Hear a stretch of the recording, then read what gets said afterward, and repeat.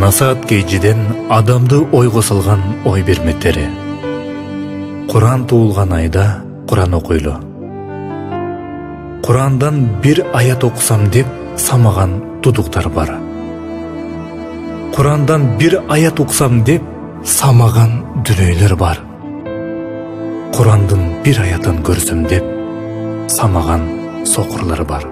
А бизчи, алты саны амандарчы, биздин убактыбызды телефон жеп жатат. Мурда жашап өткөн таква пенделердин өмүр баян окуганда кантип тажабай, чарчабай, көп убакыт Куран окушкан деп таң калчумун. Суроомдун жообун бүгүнкү телефон чугуп олтурган жаштардан таптым.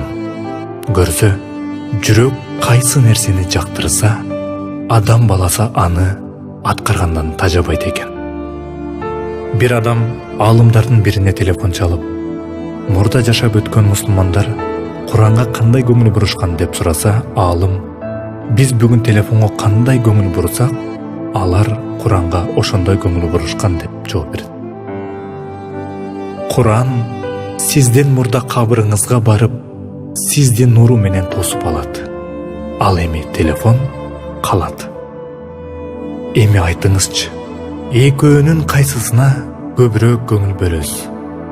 Чындыгында бул бизди ойлонто турган суроо. Күн сайын телефонуңузду ачып, достордон келген каттарды окуйбуз. Бирок Алла Тааланын катын кээде өмүр бою окубай жүрүп өтүп кетебиз.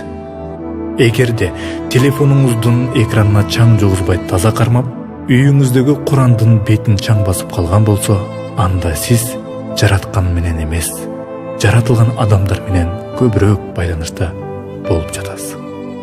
Аллахтын өкүмдөрүн аткарууда чабалдык кылабыз да, андан кийин абалыбыз оор деп даттанабыз.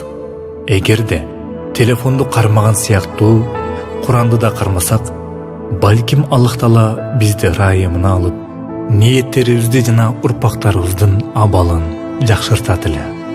Ишибиз илгерилеп, жашообуз жакшырмак. Эгерде Куранга да телефонго кылгандай мамиле кылсак, эмнелер өзгөрмөк? Өзүңүзгө суроо берип көрдүңүз беле?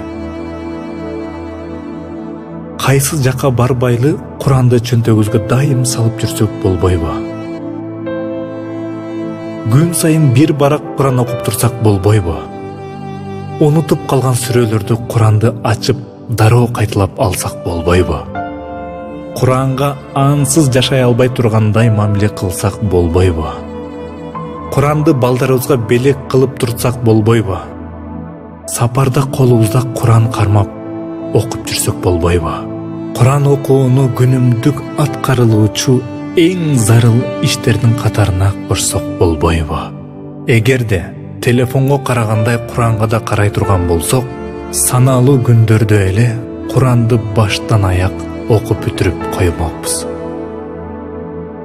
Эгерде намаздарыбызга телефондун зарядына көңүл бургандай көңүл бурганыбызда, бардык күнөөлөрүбүз кечирилип, абалыбыз жакшырмак.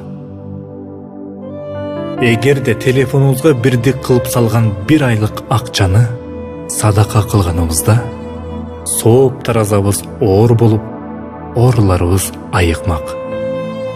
Кайгы капабыз жоюлуп, абалыбызды Аллах Таала жакшы жагына өзгөртмөк.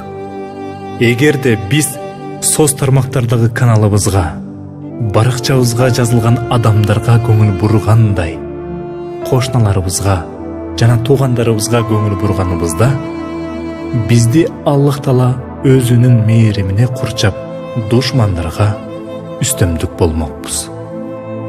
Телефон бул дүйнөдөгү салмагы жеңил болгону менен, кыямат күнү эң күнөөсү оор болушу толук ыктымал.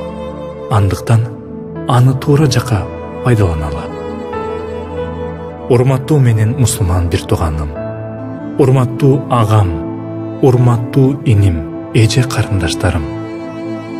Эгерде телефонуңузду бул дүйнөдө да, акыретте да пайдасы тие турган жака пайдалансаңыз жакшы. Бирок анын сиздин акыретти унутушуңузга себеп болушуна жол бербеңиз. Телефон намаздан, Куран окуудан, Аллах Тааланы зикир кылуудан, туугандар менен мамиле кылуудан жана башка сооптуу иштерден тосуп койбосун. Телефон өмүрүңүздүн өтүп кетүүсүнө себеп болбосун. Ал сизге башчылык кылбасын. Тескерисинче, сиз аны туура пайдаланыңыз. Бул дүйнө жана акыретиңиздин бузулуусуна себеп болбосун. Аллах Таала бардыгыбызды акыйкат туура жолдо бекем кылсын. Окуганыбыз Куран, укканыбыз Куран, көз салып көрөрүбүз Куран, тилибизде Куран, дилибизде Куран, үнүбүздө Куран, үйүбүздө Куран, оңубузда Куран, солубузда Куран, оюбузда Куран болсун. Амин.